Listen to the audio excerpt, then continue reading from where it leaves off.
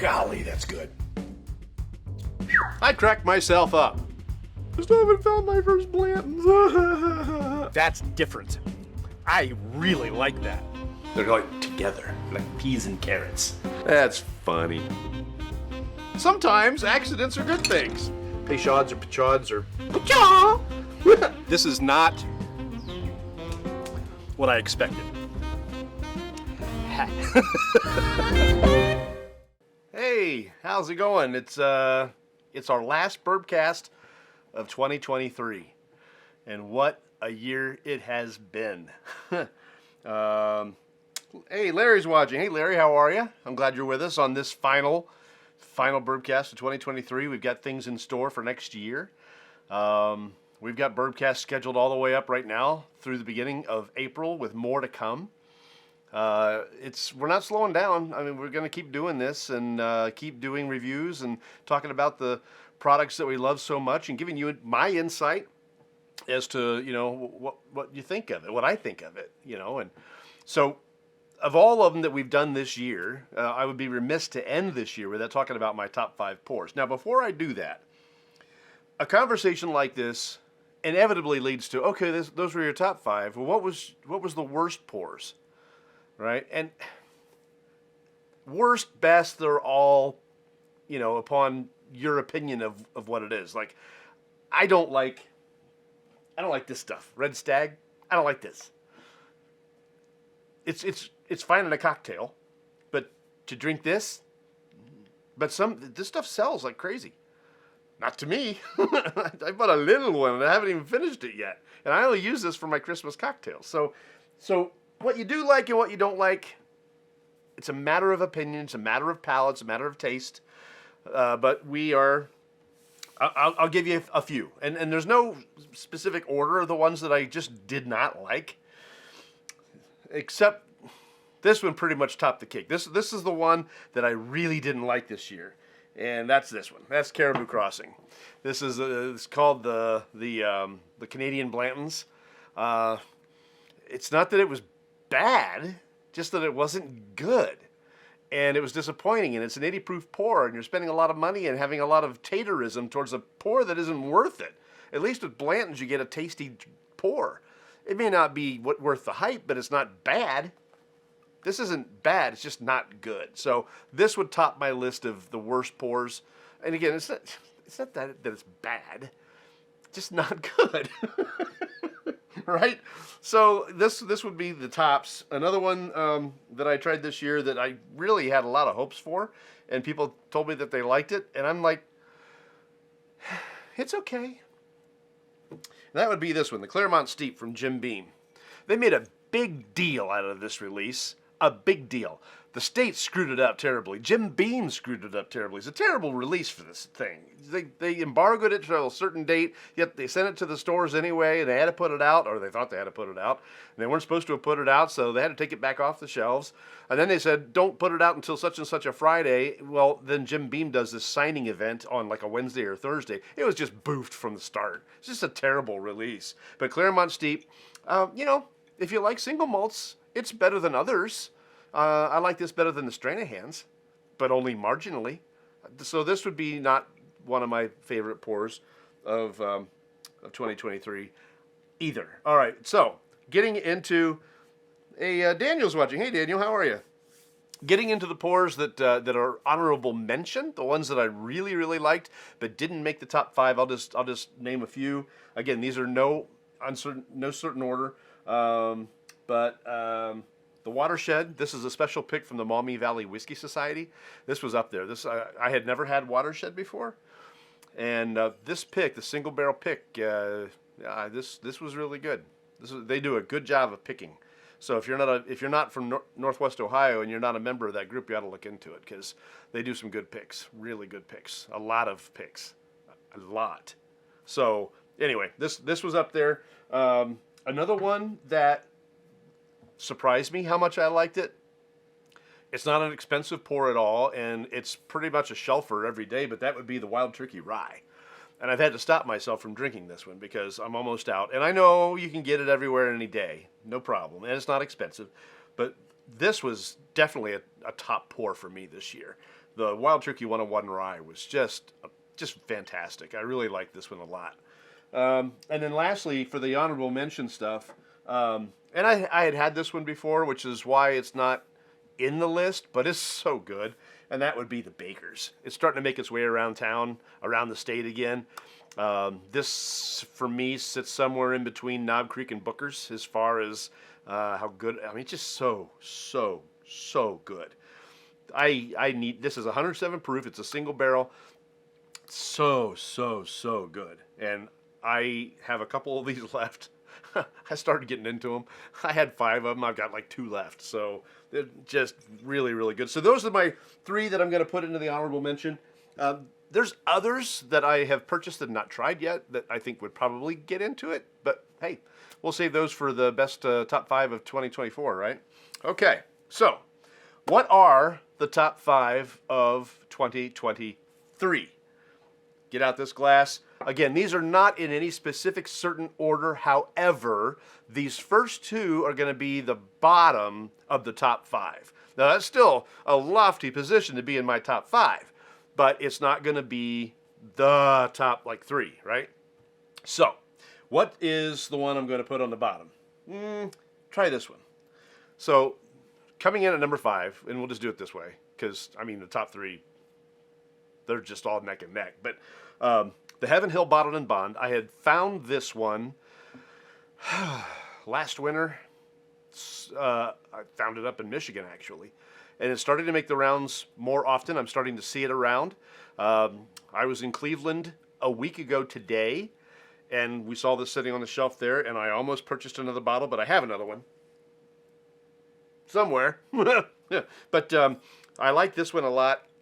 We're going to go back to this one. Let's see. I got to find it. Okay. 7 years, 100 proof, bottled and bond. Yeah. Pays tribute to the early days of the distillery's history when in 1939 it first released Heaven Hill Bottled and Bond. Cody's watching. Hey, Cody. Welcome to the shoe. I know, it feels like we just did this on Monday, right? This is a little bit different. Let's see. The mash bill on this is 78% corn, 12% malted barley, 10% rye. This is the same product as a 6-year Heaven Hill that they discontinued, which only sold for $15. This one is a 7-year and it sells for $49.99. So it's not out of the spectrum of being able to buy it. I love to keep under $50 on a bottle if I can, but if it's good enough, which you'll see later when I tease what's coming up in January, you'll find out that I don't mind spending money on a bottle. All right. I've been getting into this one again recently just because I really like it. And I think I've got another bottle around here somewhere, but I don't know where it is. Uh-oh.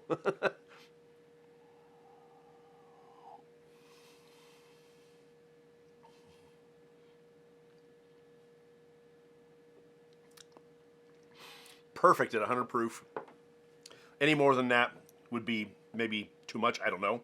Ooh, warm going all the way down.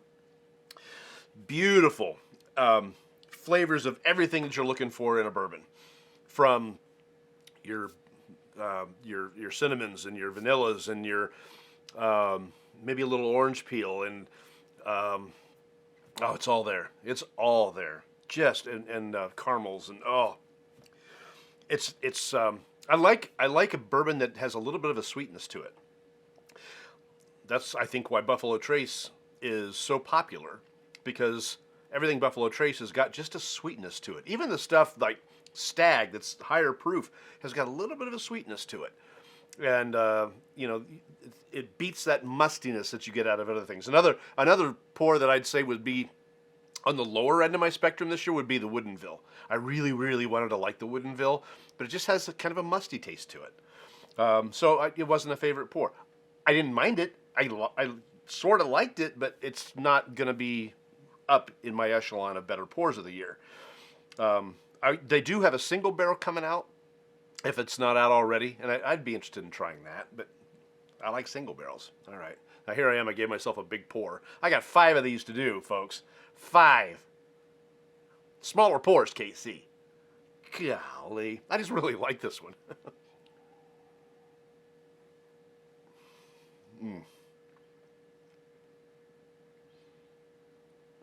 Yeah. Jeff's watching. Hey, Jeff. Jeff was originally supposed to be on the Bourbcast tonight, and I had forgotten that I had promised you the top 5s of 23. So we'll get Jeff in here again soon. He's all bummed out because he didn't get to wear his Christmas shirt. I understand that. All right, so this is number 5, the Heaven Hill Bottled and Bond. This is my number 5 top pick of 2023. Now let's move to number 4. And I kind of went gaga over this one, and I think deservedly so. Let me get out of Glencairn. I don't want to use the same glass 5 times. All right. And you know, I'm a fanboy. It's got to be the Peerless Double Oaked Rye. So the Chicken Cock Double Oak is tasty, but it takes a while to get there. It just seems, for some reason, the Chicken Cock just seems a little bit harsh to me. Off the first, like, I don't know, quarter of a bottle. Even if you take your time, the longer you wait on that Chicken Cock, the better it is. Not the case with this one. This one, this one had similar traits in that it didn't get super sweet. There's another big pour. Shame on me. Didn't get super sweet. Sean's watching. Hey, Sean. How are you, buddy? The Woodford Reserve Double Oak, that got really sweet. And I told you earlier, I like it sweet. I don't like it that sweet. I like that natural sweetness that comes out of it, but that Double Oaked is just very, very sweet. Maple syrupy, brown sugary type of stuff. And the Peerless and the Chicken Cock don't do that. Excuse me, but the Peerless is one that I like everything Peerless. I like everything Peerless. And this is just that much better than the Chicken Cock. And quite frankly, better than the Woodford Reserve and some of the other Double Oaks that are out there. Doing well. Nice meeting you yesterday. Yes, Sean, it was really cool meeting you. And so Sean was delivering a dog to a new owner, and the dog was a 12-week-old German Shepherd puppy. And it was just adorable, just freaking adorable. And now I want one, but I don't want to. I got this thing. I like male dogs. I don't know. I would need to get a German Shepherd male. And I did go through the website last night, Sean, and I looked at some of the dogs, and I didn't find anything that shouted out my name, but if I do get another dog, it'll probably be a rescue. And I'll keep looking at that website to see what comes up. All right. So this is the Peerless Double Oaked. There's, the age on this is unknown. The mash bill on this is unknown. It could be a low rye. I don't know. But gosh, is it good. And they do the Double Oaked in the bourbon as well. I don't have that one. I need to find that one. I'll probably find that when I do my distillery tour one of these days. All right, here we go.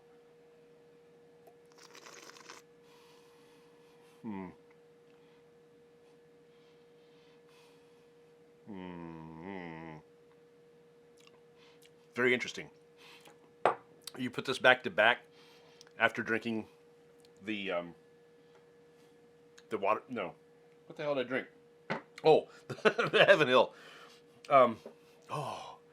It does give a little bit of that unexpected brown sugar, but there was a little black cherry on it too. Gosh, this is good. This is so good. It's a little sweeter than the Chicken Cock got to be. A little more of a brown sugar type of element to it than the Chicken Cock ever got.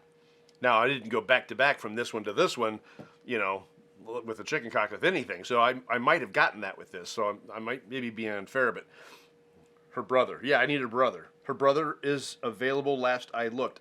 Ah, really? God, you're killing me. Yeah, you're killing me. I can't right now. I can't right now. And I got to decide if I ever can again, because, I'm getting up in age a little bit, and you just got to decide, do you want a puppy? Do you want to deal with a puppy when you're old?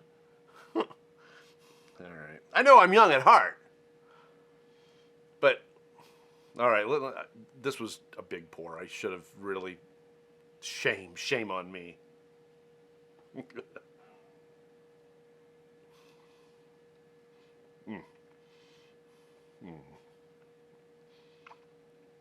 By the way, another honorable mention. We mentioned the Bakers, and we mentioned the Watershed, and we mentioned the Wild Turkey 101. Another one I got to mention, and I don't have it, it's not mine, but that bottle of Buckner's that Aaron brought over, that's an honorable mention too. That was a fantastic bottle. And if I owned it, it might be in my top 5. But I don't own it, so I can't revisit it tonight, so it's not my top 5. See how it works? And there were other ones that I was going to show, like the Woodinville, as probably the lower part of this year's offerings. I went ahead and finished that one. So, hey, Mark, how are you? Yeah, makes sense. Thank you, Sean. All right. Wish your dad well for me. All right. So I'm going to finish this, and then we're going to move on.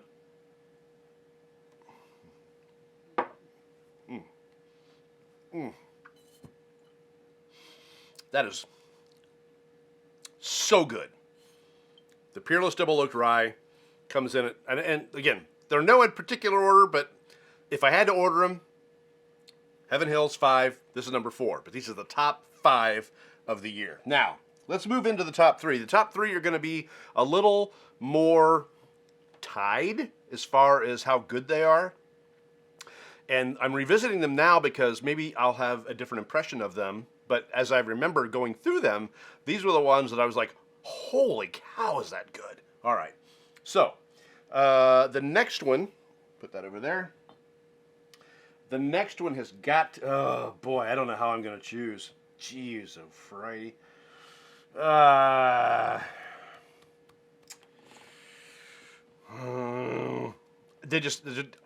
Okay, I'm just going to pull out all 3 of them, and I'm not going to choose which ones I like best because I can't tell you without tasting them right now. You feel me? The top 3, the ones that blew me away this year, were the Smoke Wagon Small Batch, the Old Ezra 7, and the New Lou Toasted Barrel. Now, I know these are not 2023 releases, but these are when I first opened these pours for the very first time. That's what I'm gauging this off of, is my top picks, the ones that I opened. I'm not like Fred Minnick. I don't get the newest product as soon as it comes out. I didn't get any of that Maker's Cellar Aged. but I got what I got, and the top 3 this year were these. Now, let's get into these a little bit. Okay, that's that. All right, so let's start off with what comes up first, and that is going to be Smoke Wagon. Okay, Smoke Wagon. Now, so this is an incredible pour, and I'll tell you why I like this. First off, I like this one because of how they do it, right? So this is a high rye. It's a 36% rye. The whole mash bill, 75%. That's not. Yeah, 60% corn, 36% rye, just 4% malted barley. So you're thinking, oh, I don't like rye. I don't want anything with such high rye. I hear that so much. You gotta like the rye. That's the beginning of bourbon. That's the beginning of whiskey. Anyway, Aaron's watching. Hey, that's fine. That's fine. You don't have to love this one, but when I first tried it, I was in love with it. So let's get into it here. They take 2 different barrels. One is the corn whiskey, one is the rye. The rye is going to age a lot faster. It's going to mature faster. And they didn't want it to go bad before the corn whiskey was ready, and the malted barley, which is only 4%. So they aged them differently, and then they brought them together, and they brought them together in a fabulous pour. I had heard of this one being compared to E.H. Taylor, and I had said that I was going to leave this one shut for the rest of the year. Paul's watching, and Austin's watching. Hey, how's it going, guys? Okay, now you're getting into the stuff where I gotta put glasses on. Had a clear bottle, remember? Yes. That's because they had a bottle shortage. The label was white and the bottle was clear. They have since remedied that situation, and now they're back to the normal stuff. This is what was on the shelf. And you might have been thinking about the full proof, actually. The non-filtered, non-cut, uncut, unfiltered. That one is the one that I think, Aaron, that you had that had the different label on it, because that one came out before the small batch. The small batch, again, they are putting this up against E.H. Taylor, and they're saying it's winning. I haven't done it yet, but I have said that after the first of the year, after this is set for a little bit, because my E.H. Taylor is set for a couple of years now, I am going to go back to back on that with these. Okay. Me and my big pores. What am I thinking? I'm going to get done with this. I'm not going to be sloshy. By the way, the other night, I did the Christmas cocktails on Christmas night. My mom was sitting off camera, and little did I know it, she was finishing the drinks that I made. It was everything I could do to get her upstairs. She's 80-something years old, and it didn't go well. It did not go well. I felt really bad. I still do. But I thought uncut was always in the black bottle. Uncut was in the black bottle, but it changed to a white label for a while. And Aaron had a bottle that was clear. So, unusual. Nate's watching. Hey, Nate, we're in the top 3. Let me get you caught up a little bit. The number 5 was the Heaven and Hill Bottled and Bond. Just a fantastic pour. Number 4, just even a notch better, was the Peerless Double Oaked Rye. Gosh, really? So now we're going to move into the top 3, which don't have an order, but I'm going to try to order them. All right, so here we get into the Smoke Wagon.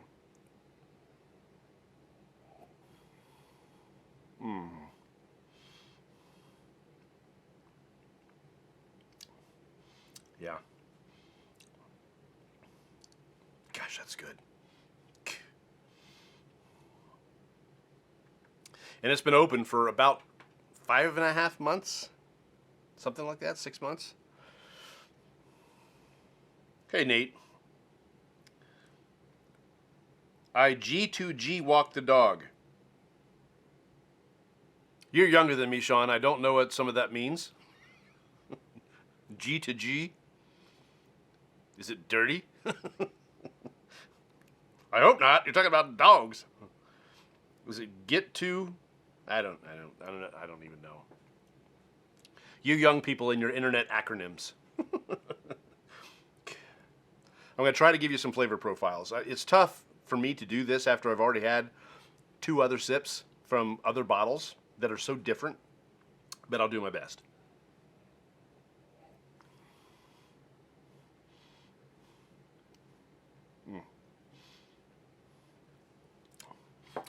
What I get from this is complexity. When I used to work in retail for the very short time that I did, I'm blessed to have done it. I'm blessed to not be doing it now. I would tell customers that the 3 most complex pours in the store were Old Forester 1920, the New Riff Single Barrel, and this one. And I still think that this is probably up there. Got to go. G2G. I get to go walk the dog. Oh, okay. Oh, you got to go walk the dog. You got to walk the dog. I get it. I understand. It's a little dark out. Make sure that you wear a reflective vest. Okay. I would tell you that I still find this one. Hey, Karen, how are you? I still find this one to be a very complex pour. There's just flavor coming from everywhere. It's like a warm whiskey hug on this one. It's a little bit of raisins in it, and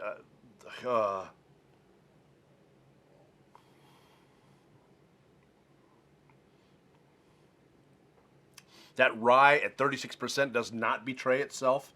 Smooth as can be. A little bit smoky. This is just a really, really great pour. All right, I'm going to get this one done. Set it aside. Smoke Wagon Small Batch on it. And I know they make a bunch of different Smoke Wagons now. But for my money, I will be honest and tell you I was disappointed in the uncut, unfiltered. I like it. But for uncut, it doesn't seem to have much kapow. And I wanted it to have more kapow. I wanted an earth-shattering kaboom.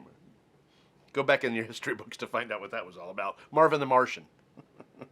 Where's the kaboom? The earth Never mind. Hey, Grant's watching. Hey, Grant, how you feeling, buddy? I'm glad you're with us. So nice of you to have some time to check this out. We're finishing up the Smoke Wagon Small Batch, one of my top 5 of 2023, which followed the Heaven Hill Bottled and Bond and the Peerless Double Oaked Rye. All right. All right. Okay, you convinced me. I'm going to go grab a Smoke Wagon now. You should. You should. Because it only got better. It's really a freaking great pour. One of the best of the year, obviously. This is top 5. All right, so let's move into Old Ezra 7. Because I was thinking that if I was going to do an order, this would be the order. Although, I don't know that you can do an order with these top 3. New glass. So, Ezra Brooks has several different products out. They got a distillery product. They've got, they stopped bottling their 90 proof. They got Ezra Brooks 99 now, which has replaced the 90 proof. And an Old Ezra 7. It's a name that is as ubiquitous with whiskey as almost any other. It's been around for a long time, and they put out great products. The Ezra 99 is like 21 bucks. It's not an expensive pour. I was looking at that one and the Bullet and another one. Okay, come on. Sometimes you just gotta let it go. Get it out of the way. Sorry. As I was saying before we were so rudely interrupted by my pigism, sometimes you just want a cheap bottle. And I don't mean cheap as in gross. I mean cheap as in $20-ish. And this one's like 21 bucks. The Ezra 99 is 21 bucks. The Old Ezra 7, a little bit more than that. I'm going to stop right there. I can't over pour these. I got to stop it. So, Old Ezra 7, 117 proof. 117 proof. In 2018, it was $40. Now it's $80. It's $79.99. Mash bill is 78% corn, 12% malted barley, 10% rye, charcoal filtered, sporadically available in Ohio. It does have an Old Ezra cousin, the Old Ezra Rye, the Old Ezra 7 Rye. Let's see. This is a Lux Row product, Luxco. It's said to have been sourced from Heaven Hill Distillery, which there's nothing wrong with that. I don't mind that. I don't mind that one bit. Meh. I've had trouble staying out of this bottle, as you can see. This is just one of those bottles that I come back to. I'll take a couple snorts out of it, and then I put it away. This one I haven't touched in 6 months. This one I've touched a little more often. And then what's coming up, I don't touch that very often either. All right. Ezra 7 is great. Yeah, Paul. It's fantastic. I put the Ezra 7 up with almost any of the other ones that people are tatering over. Like, it's a different mash bill totally, but the Larceny Barrel Proof, which is freaking awesome. I don't know, man. Neither one of them are very easy to find. Larceny Barrel Proof is probably easier to find than Old Ezra 7, but shoot. Nathan's watching. Hey, how are you, Nathan? Welcome to the show. Welcome to the Bourbcast. The top 5 of 2023. We started off with Heaven Hill Bottled and Bond. Went to the Peerless Double Oaked Rye. Then went to the Smoke Wagon small batch, which is just drinkgasm. All right, Old Ezra 7 is now.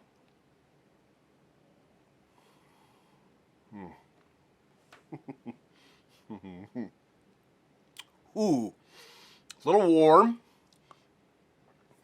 What did I say it was? 117 proof, so a little bit higher. This is one that is hard for me to stay out of because I really, really like it. The proof point is perfect for this. And it's the same stuff as the 90 and the 99 and the Distiller Series and everything. It's the same stuff. It's just barrel different, bottle different, proof different. And this particular expression is just tops. And I waited a long time to open this bottle.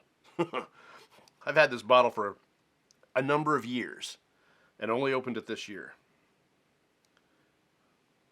All right. And now, my larger pours are starting to catch up with me.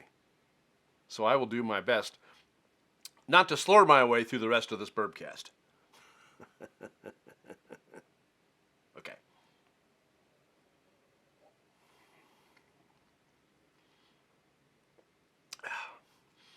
This is in my top 4 or my top 5 pours for a good reason.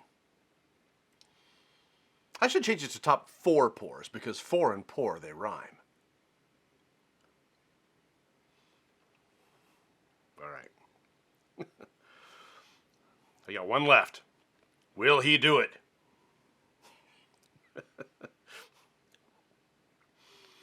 Again, just all the notes that you want. The cinnamon, the caramels, the vanillas.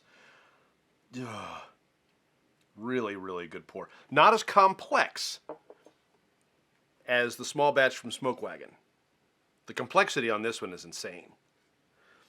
But the flavors and the proof profile coming together in the Old Ezra 7 are just fantastic. All right. Here we go.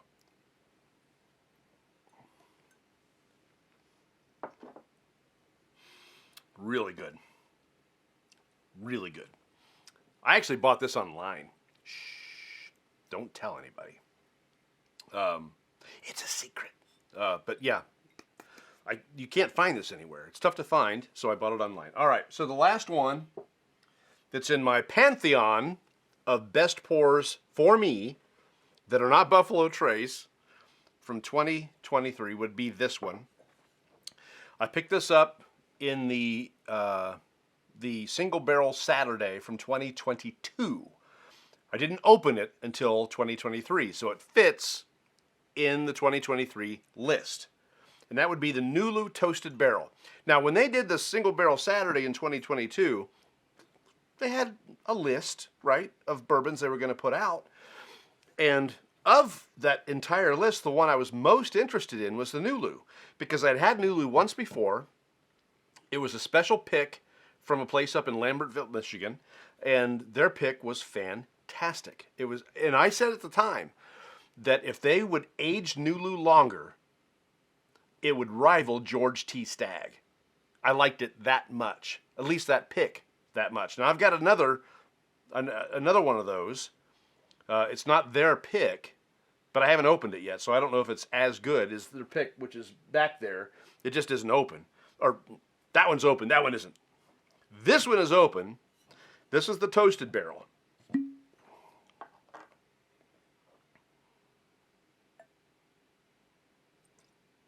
All right, smaller pours. I'd be able to go upstairs. My mother couldn't go upstairs on Monday. I want to be able to go upstairs. I had to help her. She was complaining about all the stuff I have. I don't have like a place for all my extra appliances. I have lots of kitchen appliances. I love my kitchen. I love to cook. And I've got lots of kitchen appliances, like everything. And it's on the steps because I just go down the steps, I pick it up, take it upstairs and use it. I need to take it down and create shelves and all that stuff with it, but that's a lot of work. Well, Monday, Mom had finished those cocktails I made, unbeknownst to me, and was feeling it by the time we left the set, and was complaining, "You got too much stuff on the stairs. Don't drink my drink." She's 3 times on the way up the stairs, she said, "Don't drink my drink." I should have drank her drink, because she was feeling it. Jenny's watching. Hey! Chris says, "I got to have a pour from a friend. It was awesome." Which one, Chris? The Nulu? Is that the one you're talking about? I assume it's the one you're talking about. And I do love a toasted barrel. I mean, you know darn well I do not love Basil Hayden. It ain't bad. It ain't good, right? But the toasted barrel from Basil Hayden is better than their normal fare. My problem with Basil Hayden is twofold. Number one, you're paying a lot of money for an 80 proof pour. And 2, you don't taste it until it's in the back of your throat. I want it up on the palate where I can enjoy it. If I can't taste it until it hits the back of my throat, there's no point. But the toasted barrel from them, from Jim Beam, Basil Hayden, is, I think, the best they have in the series so far. And there's some I haven't tried. Okay, let's get into this. This is the Nulu Toasted Barrel. Let me read a little bit about this. This is the Prohibition Craft Spirits Distilling Company. It is 36% rye. It's another high rye. That's a different barrel than a 21% rye bourbon. I think I'm reading the right one. Yeah, I am. So I don't see a mash bill on this. 118.7 proof. Is that what this is? No. This is 114.8, so this is the wrong data point. Ignore me. Anyway, they take the Nulu and they put it in another barrel that they have toasted. If you don't know the difference, toasted is when they take a little extra time and they damage the wood in a toasting process. It may only be the lids that they do. It may be the whole barrel and not the lids. It may be both the barrel and the lids. And then there's the char. They have a 1 through, I think, 6 char. The highest most people go is 4. And the lightest, of course, is number 1. And then there's the alligator char, which is like the 6 or 5. You know, that's where you're really burning the hell out of that barrel. But the toasted barrel itself gets deeper into it. It's a time-consuming process, not terrible, but some companies even use like an infrared toaster that is different than a fire toaster, which I can appreciate. Anyway, the toasting of the barrel really imparts some nice flavors, some different flavors. Sometimes it's a little more oaky, which I can appreciate. All right, last pour, and I went too far with it, so.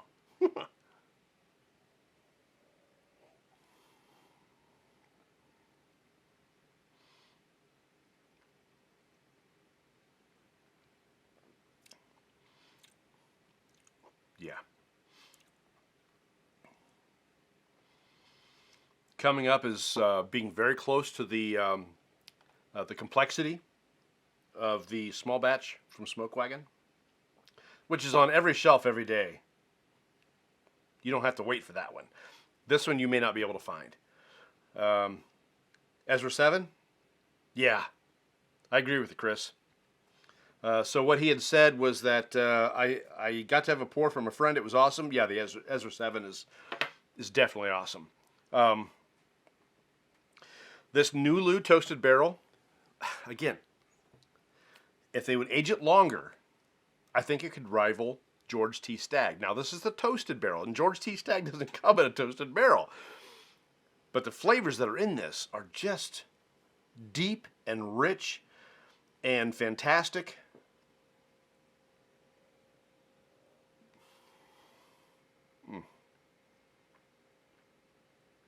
Everything you're looking for. All those traditional notes. I've said it before. The cinnamon, the caramel, the vanilla, a little bit of orange peel, and that richness of that toasted barrel.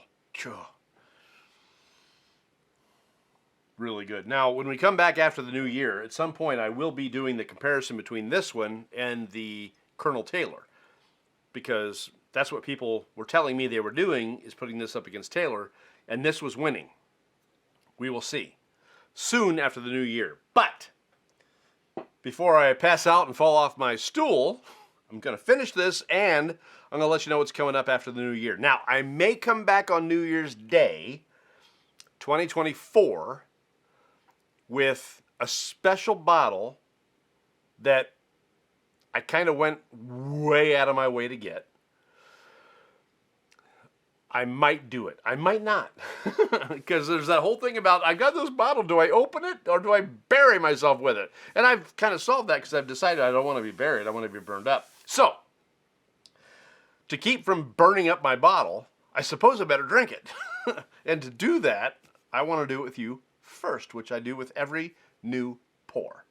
I will not do a new pour without you in tow, so to speak. So, I may come back on New Year's Day with that, but after that, the first Thursday of 2024, I'm going for broke, dudes and ladies. All right, so I've got this one in my collection. This is the Joseph Magnus. This is the straight bourbon whiskey finished in sherry and cognac casks. Triple cask finished. So this is on every shelf in every liquor store everywhere all the time. It's not cheap, but I have it, and we haven't done Magnus yet. I've got 2 bottles of this, and I've never opened it. Not once. So I don't know if it's good or if it's poop, but we're going to find out the first Thursday of January. But here's the thing. Here's the thing. I found its brother. This is the one everybody talks about. This is the Cigar Blend Bourbon Joseph Magnus. So, what we're going to do in January, the first Thursday of January, is the Magnus Tribe. We're going to do both of these and compare them and figure out why people are talking more about this one than this one. So that's the first Thursday of January. So, all right, hey, 2023 has been great, and you have been great in it. And I appreciate you being here with me when you could be anywhere else. We had a great crowd tonight, and that's on you. Right? That's all you. That's not me. That's nothing to do with me. That's you. And I appreciate it deeply. So thank you for joining me for this and for watching me go through my top 5. I'll recap them real quick. Real quick. All right. The top 5 for me this year were the Heaven Hill, Bottled and Bond, the Peerless, Double Oaked Rye, the Smoke Wagon, Small Batch, the Old Ezra 7, and the Nulu Toasted Barrel. Looking forward to next Thursday. Awesome, Austin. Thank you for that. I don't know a whole lot about Joseph Magnus, but we're going to get into that next week. But these are the top 5 of 2023. If you get a chance to pick one of these up, do it. I think you'll be very, very satisfied with your purchase. As far as the top ones,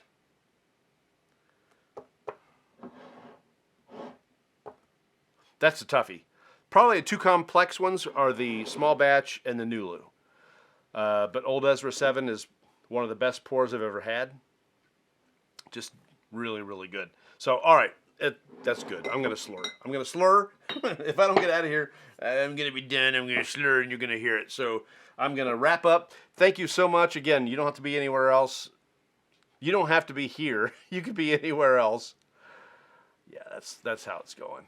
But you're here, and I appreciate it. So thank you very much. We're on YouTube at Beautiful Bourbon. If you could, follow that, subscribe to that, and share it, that would be awesome. We're here on Facebook. If you could share this, I would appreciate that too. I don't know where this is going, but we're getting a lot of views, and I'm grateful. I'm going to start 2024 in an attitude of gratitude.